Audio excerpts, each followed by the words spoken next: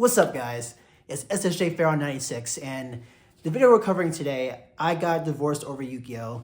It's been going around on the internet for a while now, I think around 5 or 6 days, and it's a video that I think I should cover because I don't think the point of it is getting across, because this video got into my Facebook group for my Yu-Gi-Oh! Friends, and they were calling him a bum for certain parts of the video that I will get into in a moment. And then the Fresh and Fit guys, the biggest douchebags on YouTube, they covered this video, and I thought, okay, these guys giving any amount of insight into Yu-Gi-Oh!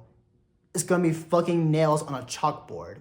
I cannot imagine they will actually get the point across of this video.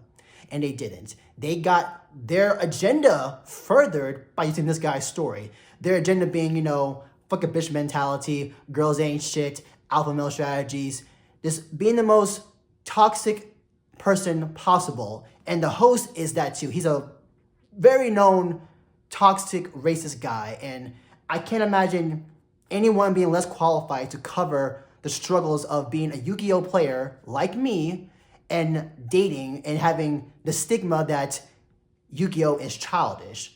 Okay, because these guys, I can tell you right now, they have never picked up a deck in their life.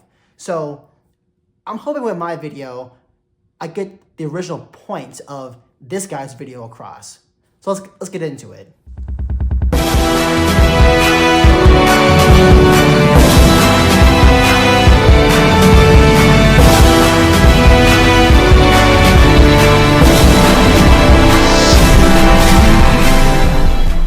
So for this video, I'll use my own commentary and clips from the original video. I won't use any clips from Fresh and Fit because Dumb and Dumber love to copyright anybody who dares to criticize them, so they can go fuck themselves. But I will criticize you. But nah, so this guy, I believe his name is YourYugiohChannel.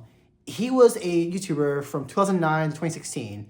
And from his video, he said that he was very good at it because he was able to pay all of his bills and he had the time just to relax. And he didn't work for 10 years because he was a YouTuber and he made good money from it.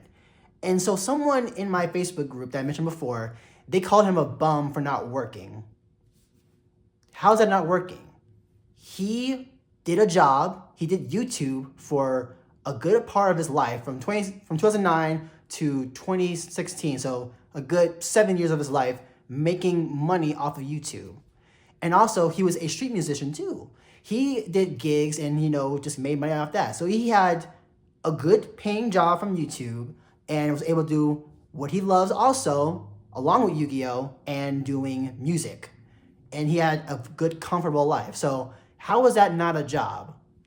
Because he says that a good job, having a job is having a 9-to-5 job, but it's not. You can have a job anywhere on your own, being an entrepreneur. He had an entrepreneurial business being a YouTuber. So this guy was doing good shit for his life, making good money, and having a good, relaxed life. He can do one video for a day, then relax, and if he wants to, do a gig, perform, have fun, come back home. All he gotta do. But then in 2016, he met the woman who became his wife. And the woman had said in the video, she has said that she did not like Yu-Gi-Oh! She hated it, didn't understand it at all. She wanted him to give it up. She said that, she wanted him to do more with his life. When I met this woman and I told her about my Yu-Gi-Oh! Stuff, she hated it. She didn't like it. She said that, hey, you could do something better with your life. You should go back to school. So you know what I did back in 2016, 17, 16? I said, you know what? Maybe she's right. And you know what I did? I sold all my equipment. I sold my YouTube channel. I sold all my camera stuff. I'm like, you know what? Maybe it is time to move on. Maybe it's time for me to do something better with my life. Not knowing that at that time, what I had was very special. I'm making good money. It's easy. I have more time to myself than ever. How do I need more in my life? Keep in mind, this is during 2016 where ad revenue was great. This was like years before, it was like a year before the apocalypse of YouTube that hit advertisers and brought ad revenue down for most creators. So he was doing good, making good money in YouTube. And imagine if he had kept going from 2016 till now. He would have even more subscribers, even more money. But, you know, being in love with the woman, you know, he sold his channel, his equipment, and his cards to become, you know, a regular 9-to-5 person. And he went to school too. And also, I just thought about this. The woman said that his wife, okay, I'm just say the wife. The wife said that, oh, to meet my parents, you gotta have a car. She told me at that time, hey, you want to meet my mother? You need a car. Because I didn't have a car at the time. I was doing YouTube. I was working from home. I didn't need to drive anywhere. Yes, YouTube is what I did for a living. It's how I paid my bills. And I was street performing also. How did I street perform? I just catch the bus 20 minutes down the street, played my horn, went home. I never needed a car. But when I met this woman, you have to go back to school. You have to exercise. You have to get your degree. You have to do something better with your life. Even though I explained to her, this is what I chose to do. A woman comes in your life and try to tell you the plan that you chose for your life is wrong.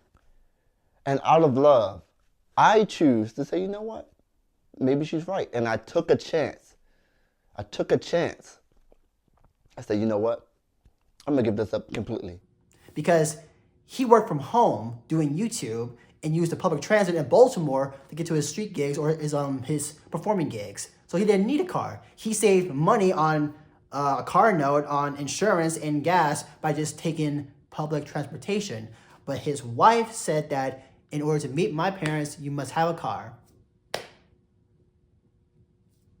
Why? I'm doing good. I don't need a car. I have a good career. But what she wants out of her man is to have someone working a 9-to-5 job, doing more than just, you know, playing Yu-Gi-Oh on YouTube and doing performing gigs and have a car. And when he met the parents finally, you know, he told them, oh, my career is I do music. The parents didn't talk to him for 2 years afterwards. I met the parents. They asked me, hey, what do you do for a living?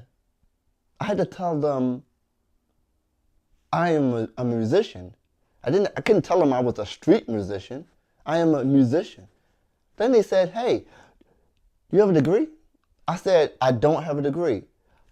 My ex-wife parents did not speak to me for 2 years and told her not to marry me because I don't have a degree. What sense does that make? What's the fucking point? That should have been the red flag right there to leave. So the wife was saying that you need a degree too. You need to go back to school and get your degree and get a 9-to-5 job. Now, school is not meant for everybody. I enjoyed school. I did 4 years there. I did computer science. Great time. Great time. It was hard, but it was worth it in the end, given my career now. I am a software engineer and I enjoy every bit of it. But school is not meant for everybody, and this guy didn't need school. He already was making a good career out of himself doing YouTube. Now, will it last forever? Maybe not, but for the time being, he was doing good. And if he had continued past 2016 until now, he could have been well over maybe 1 million subscribers and just getting, you know, just getting good revenue. So he went to school, but he couldn't cut it because not everyone's built for school. It's just how it goes. Tried to go back to school multiple times. There's some, I don't want to say that I can't finish school, but it certainly feels like I can't. I don't know what it is. And every time I talk to people, they just think that everything I say is just an excuse. You are a grown man. You are an adult. You can do it. It's like no one can see it from my perspective. It's like I am always wrong. When I study, what I do? I fall asleep. What do they say? Hey, you're lazy. You're procrastinating.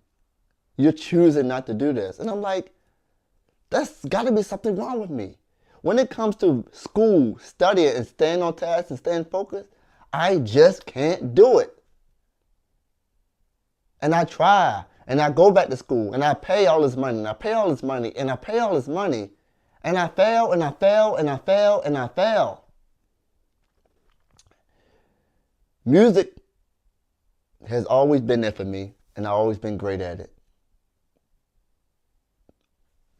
People say that, hey, they try to test me. They say, hey, you know music, right? You know this person? No. You know this person? No. You know this person? No. Well, how are you a musician?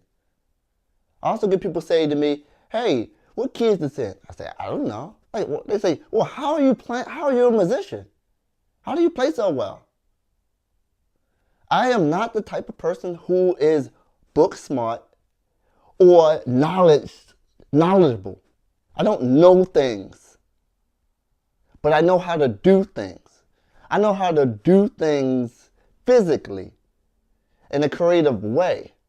I'm not the type of person who retains things and hold on to things, who can read a book and then take a test, pass it, and go on.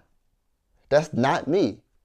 I am a creative-minded person. Anything that involves creativity, I can do, at least to some degree, where people are like, wow, you do it so well. You ever thought about going to school? No, I tried. It doesn't work. So to continue to summarize his story, he gets married to the woman, he tries his best at school, can't cut it because, again, it's not meant for anybody. And then he gets a regular 9-to-5 job. But before he does that, they move out of Baltimore, his base for where, he has his career, his career doing YouTube and his career being a musician. Then street performing. I said to her, hey, I don't want to move away from Baltimore. You may be thinking, why? That's where my home base is.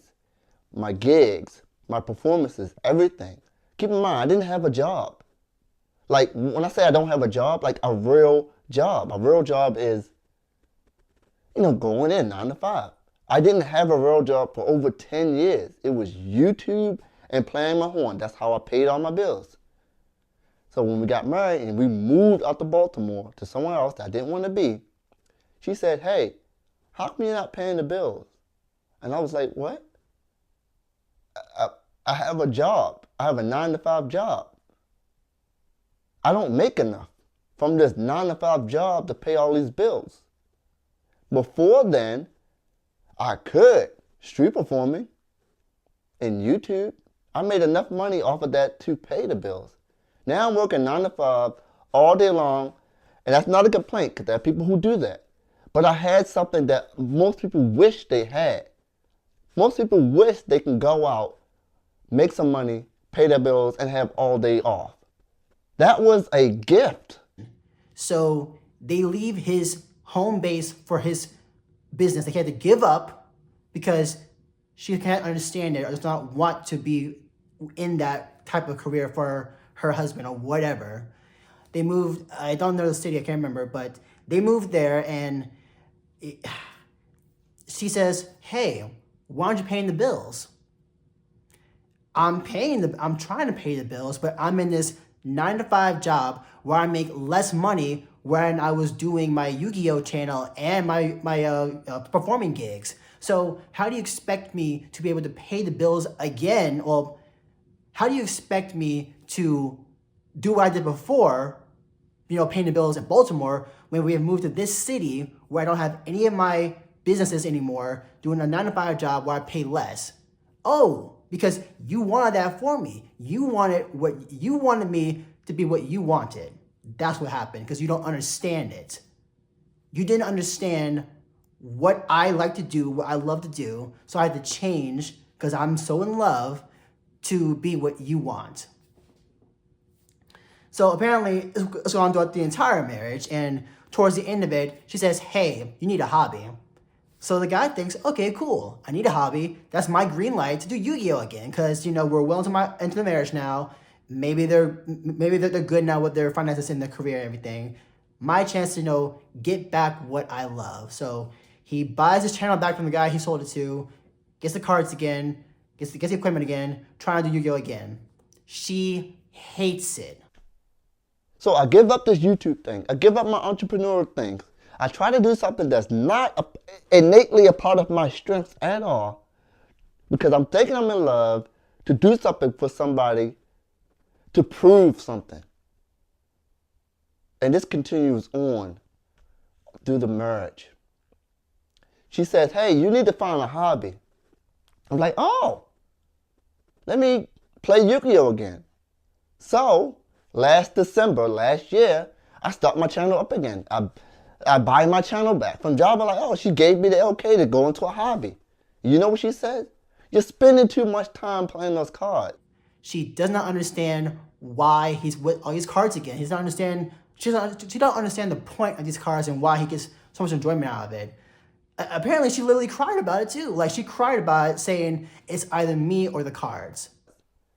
It's either the cards or me. She literally said that. I'm like, you just said I need a hobby, I get into a hobby, and now you said I'm doing it too much. What is it? What do I do? She says, why are you into those cards so much? I said, hey, I need to make a video about something. And I haven't played this card game for 2 years, on and off. How can I make a video for my subscribers about something I have no knowledge of? And I try to explain it to her, but she don't get it. She thinks it's just cards you pick up and you just play like Uno. It's not that way. Every 3 months, a new set come out, new stuff come out. I can't make a video about something if I don't know what it's about. I can't start my channel back up and just start making videos. I have to be in it. I have to learn about it and learn what's going on. So she hated those cards. She literally cried because of those cards. And people say, hey, priorities, man. It's your wife, or, you know, you got to do what you got to do. But then I'll be back at that point where I'm giving up things that I like, things that's a part of my life for someone else to feel happy. And I feel miserable in the process. I'm sitting there watching all these YouTubers come out and make videos and do all this stuff. They're traveling. I'm like, that's what I used to do. I love that. I miss that. Why can't she come along with my journey instead of scrutinizing me? And then that's money gone from me. It's not about the money, but that was money gone from me. And he chose the cards. And at that point, he had every right to do so, because she's been freaking unreasonable. Like, she wants him to be what she wants. She doesn't care about what he wants or what he likes or enjoys. And that's the point I want to get across right now, because this is the main topic that I think is being lost from everyone else talking about it, from Fresh and Fit and that whole alpha male bullshit space of YouTube. That there's a stigma about things like Yu-Gi-Oh! Or Dragon Ball or anime in general or card games, video games, action figures, collectibles, that it's childish and does not have any value in it. And it blows my mind that people can't see that there is value in there. Not just from, you know, selling it or selling or making a business out of it, but, you know, there's sentimental value for these things because we grew up with this stuff. Like Yu-Gi-Oh, for example, I grew up with that since I was 5 years old. I watched the anime, I played the card game, I played the video games, and I still do to this day, and I enjoy every bit of it. That game has made such an impact on my life. It helped me out through one of my hardest times of my childhood, and I don't know where I would be today if not for that card game, and the anime too. But to not even give the time to understand your partner's interests or hobbies, that's a problem, because if you really love me, then why don't you? And it's that stigma that these things are childish and immature. Like, it makes no sense to me how we are, 27, well, I'm 27 right now. We are grown adults, and we can't understand why someone would like something. If you want to understand it, take the time to look at us or ask us about this stuff. Don't just sit there being upset that we're doing this stuff. Just talk to us. Like, in a relationship or in a marriage, communication is the best thing. So communicate why, or communicate to us, you know, or ask us, why do we like these things? Because if you don't, this thing was gonna be around forever. Like I can guarantee her parents probably thought, oh, you know, he plays Yu-Gi-Oh. He spends all day looking at cardboard in binders and buying packs from stores and playing the games on the Switch. He's just not doing anything with his life. Like, they just see that, but can't see that it's generating not only money for him, but just joy playing the game and just doing this stuff because it's fun. I feel like we're living in a world where you cannot be fun or be yourself because it's not what people want or it's not how you get ahead in your life. That's the wrong thing to be doing. And it's what I was hoping Fresh and Fit and everyone else would, you know, show from the video, but they don't. They're just trying to demonize the woman for just being unreasonable. And she is unreasonable, but there's fault in him too. The guy didn't have to do this stuff. He was just so in love. You know, they say love makes fool of us all. And yeah, I've definitely had my foolish times before. But there's fault on his side, not all of it, but mostly on her too. But the point is not to demonize her. The point is to get rid of this stigma that playing card games, playing video games, doing collectibles, liking anime, it's not immature or make you less of a man or less of a valuable man to be a partner with. That it literally just is so infuriating because I've seen it so much in my adult life personally and on YouTube and on the internet too. I saw a pop the balloon video from Arlette, and there was a woman on there talking about video games, and I think that she didn't really see value in. I'm paraphrasing right now, but she didn't see value or see a guy that playing video games all the time was, you know, a good man or whatever, like something like that. And the guy only said that he did it like a couple of hours after work. Only reason why I popped, I mean, you're handsome, you got it going on. I loved everything that you said. I would not have popped, but I had just come out of an 11-year marriage and video games was a major issue. I've never valued a man that played video games, and I'm not saying that, you know, if that's your hobby, you can't play video games, but it's just something that brings up just something very negative for me. That's nothing. People have a big deal about that. And then one of my friends, she was telling me how, oh, if my man game like that, I don't think I'd be into him. Why? It's a video game. There's nothing wrong with it. What is the stigma? Why is this a thing? It makes no sense. And then I saw some other thing on Instagram where, you know, those guys that go around the streets asking girls about, oh, what's a turn off for them? One girl, I think, said, oh, Pokemon. I can't do that. You got a problem with Pikachu of all things? He's freaking cute! But nah, it's sorry, that's kind of funny. But nah, the stigma is just a problem. I don't understand why it's a thing. And it's something that I had to deal with, you know, my personal life too. I remember a time when I was still in college. I think I was around 21 or 22. I met a girl on Tinder. Instant red flag there, I already know, but still, just humor me for a moment.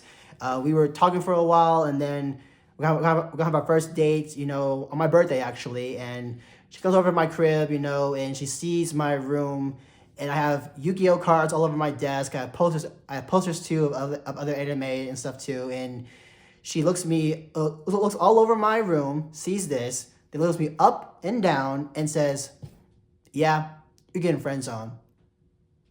I'm like, what? Why? She says, for this lame ass shit right here.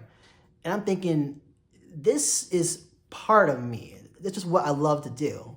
Like, it's part of me. It's like one of my big pillars of my life, really. And she just hit me to my core, essentially. I'm like, any attraction I had on you is fucking gone. You can leave right the fuck now. Now, granted, I didn't say that, you know, I was 21, you know, I was a little bit more passive back then. But if it happened today, yeah, it would not have gone out smoothly. But it's that mentality that just irritates the hell out of me. They always say, grow up. No, I don't need to grow up. You need to grow up. You are the problem. Because if you really love me, then you should try to understand what I like. if you really love me, you wouldn't change who I am. If you really loved me, you would be okay with who I am. So I think you are the problem. And if you don't grow out of that and change who you are as a person, then you're going to be lonely the rest of your life. I wish to God, you know what? No, I'm not going to say that. I'm going to say right now, I hope to God that no woman ever tries me by saying it's either me or Yu-Gi-Oh! Because I'm going to summon every deadpan bone in my body when I say, Yu-Gi-Oh! Get the fuck out. Because I'm going to say that. It's ridiculous. You're making me choose something that gives me joy over you, who is a person trying to change me. That ain't gonna fly with me, honestly. But at the end of the day, I just hope that this guy can move on in his life and revalue and get his career going on, because the video's doing pretty well. It's going viral right now, so there's a chance he can, get back what he lost. But I just hope that people can see this and just change that stigma, because it's irritating.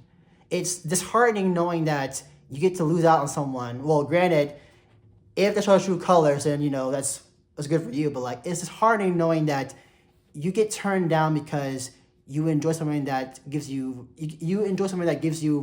fun and entertainment. It's the stupidest thing to be a turnoff to anybody. And, even beyond women, men look at you as, less than, because they think, oh, you're just a little boy playing games. I cannot tell you how many times in high school I got, called, a child or a boy just for playing Yu-Gi-Oh! And it's like, so the measure of a man is a card game, right? That's how that goes. It's ridiculous. And then not everything in this whole pop culture base is designed for children. Like, there are some parts like My Little Pony, that's made for little girls, but they have big grown ass men who are fans of it. I think they call it bronies or something like that. I don't know, but that's their thing. Okay, not everything is made for children or supposed to be immature. Yu-Gi-Oh! Has been around for generations now. It's crossed through generations. It's gonna be around forever, probably. It's still going on to this day. New anime, new cards, and then, Pokemon 2, Magic the Gathering, all those card games, and video games too. Just, why can't we just love people for who they are? Just love them for who they are. Like, I actually made a comment on that video, the pop balloon thing, about the girl saying, oh, I don't like men that do video games and stuff. I'm thinking, we live in a world where men constantly cheat. They are slinging drugs, and they are just doing the most abhorrent shit possible, and you're gonna get mad over a guy playing a video game for 2 hours. Make it make sense, please. And I'm just so tired of it, because being a Yu-Gi-Oh! Player and a fan, I'm not gonna give it up. I love this. Hold on, I'm showing you right now. What is wrong with this? What is wrong with a grown man having a binder full of Yu-Gi-Oh! Cards? Answer that for me, please. Just look at all this. Love it. Love every page turn. So many memories. I just love going through this stuff. So much. And you think I'm gonna give this up for you wanting to change me? Hit the bricks.